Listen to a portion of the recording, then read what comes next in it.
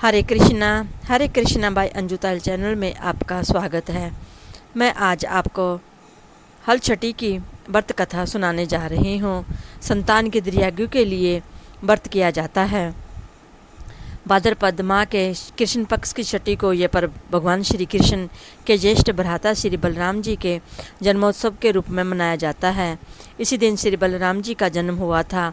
यह व्रत संतान की लंबी आयु के लिए माताओं द्वारा रखा जाता है। कथा करने से पूर्व क्या करें? प्रातःकाल स्नान नदी से निवृत्त हो जाएं। पश्चात स्वच्छ वस्त्र धारण कर गोबर लाएं।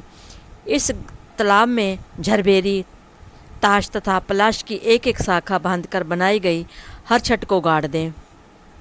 तत्पश्चात इसकी पूजा करें। पूजा में सतनाजा, चना, जौ, गेहूँ, धान, अरहर, मक्का तथा मूंग चढ़ाने के बाद धूल, हरी कजरिया, होली की राख, होली पर भुने हुए चने के हो रहा तथा जौ की बालें चढ़ाएं।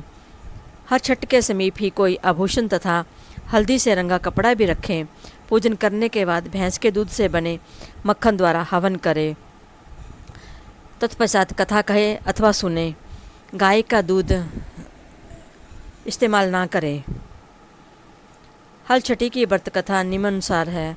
प्राचीन काल में एक ग्वालन थी। उसका प्रसव काल अत्यंत निकट था। एक और वह प्रसव से व्याकुल थी तो दूसरी ओर उसका मन गोरस दूध दही बेचने में लगा हुआ था। उसने सोचा कि यदि प्रसव हो गया तो गोरस यूं ही पड़ा रह जाएगा।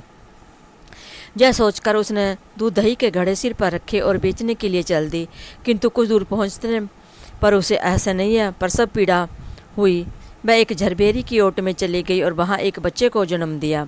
वह बच्चे को वहीं छोड़कर पास के गांव में दूध दही बेचने चली गई। संयोग से उसी दिन हल छठी थी।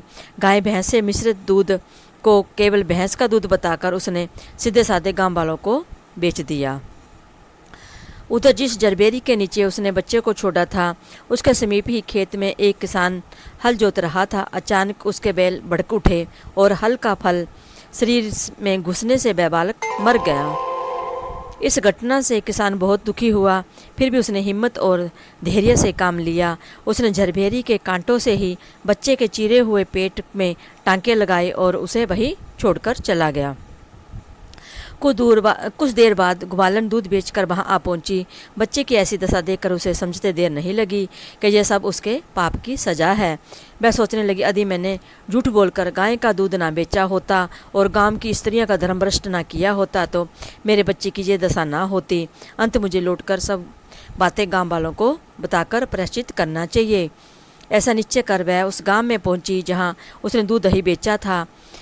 वह गली गली घूमकर अपनी करतूत और उसके फलस्वरूप मिले दंड का बखान करने लगी। तब स्त्रियां ने सब धर्म रक्षार्थ और उस पर रहम खाकर उसे क्षमा कर दिया और आशीर्वाद दिया। बहुत सी स्त्रियों द्वारा आशीर्वाद लेकर वह पुनः झरबेरी के नीचे पहुंची तो यह देखकर आश्चर्यचकित रह गई कि वहाँ उसका पुत्र जीवित अवस्था में पड़ा है तथा उसने स्वार्थ के लिए झूठ बोलने को बर्मा हत्या के समान समझा और कभी झूठ ना बोलने का प्रण किया। बोलो बलराम भैया की जय।